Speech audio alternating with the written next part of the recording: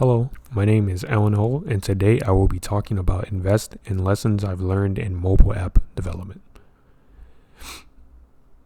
This presentation details lessons learned in developing with new technologies, how I've learned to deal with aggressive deadlines, and how to work effectively as part of a team.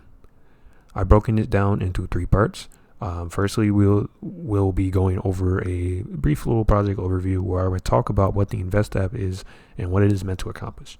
Next, I will talk about some of the technical challenges I faced as a developer. And lastly, I will get to discussing the organizational challenges I faced both individually and as part of a team. So, that being said, let's kick things off with the project overview. Invest was designed to be a mobile financial education tool. The purpose of the app was to teach people who wanted to get into investing about stock patterns and what they mean. Several stock patterns were supported in the app, from things as simple as support lines and resistance lines to patterns as complex as bull flags and channels. In this graphic, we have a screenshot of the Invest app, and what you are seeing is the educational portion of our app. Here we list all the patterns we support, and clicking on one will reveal a description. Currently, the channel pattern description has been revealed, and directly beneath it is a link to an external website that will give users more information about channels. Moving on. On the other side of the Invest app, we have built in a stock pattern identifier using the power of AR and computer vision technologies. The way it worked was, first a user would select a pattern from a drop-down menu, like in the picture seen on the left, and then the user would hold the device up to a stock chart. Invest would scan it, and if a pattern was detected, the app would mark it on the screen, as you can see in the picture on the right. Next up, I will be talking about some of the technical challenges I faced working with a team. One of the biggest lessons I learned developing this app is that new technologies generally have a pretty steep learning curve. The project used computer vision and AR using the open source OpenCV library and Google AR Core, respectively. Our plan was to use computer vision to identify stock patterns and use AR to create annotations. And this was one of those things that was easier said than done. Very few people on our team had experience with AR or computer vision, and as a result, we underestimated the difficulty and time commitment of development.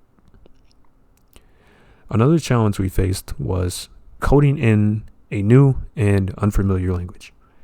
We were developing for Android, so we could have chose to code in Java or Kotlin.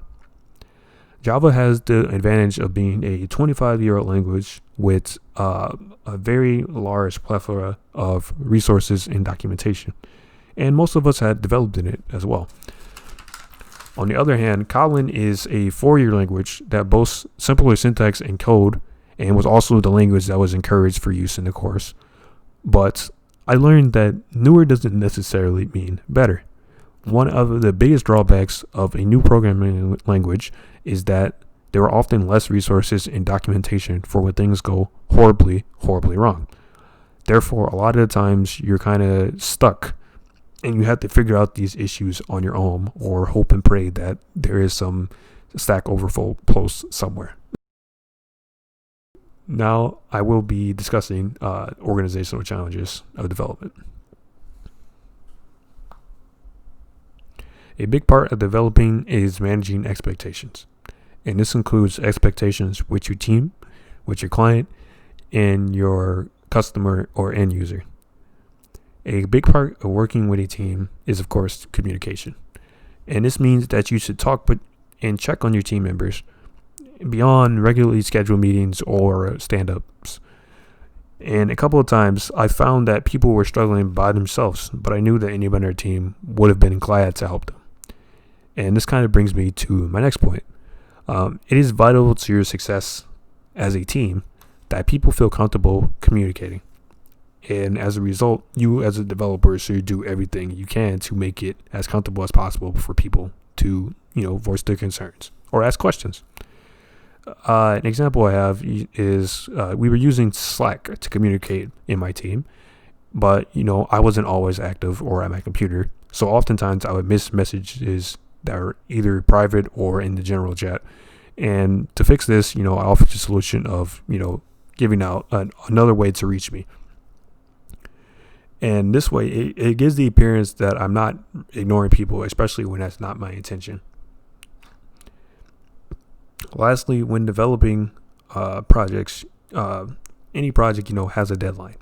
And in the case of this particular project, the deadlines were pretty aggressive.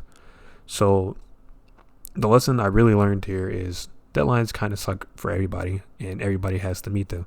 So if you're in a situation like I was and you get your tasks done early, you should try and reach out to people in your team, especially ones that, maybe falling behind on their tasks, and see if you can help them. And yeah, I think that concludes this presentation. Thank you for watching, and here are my sources.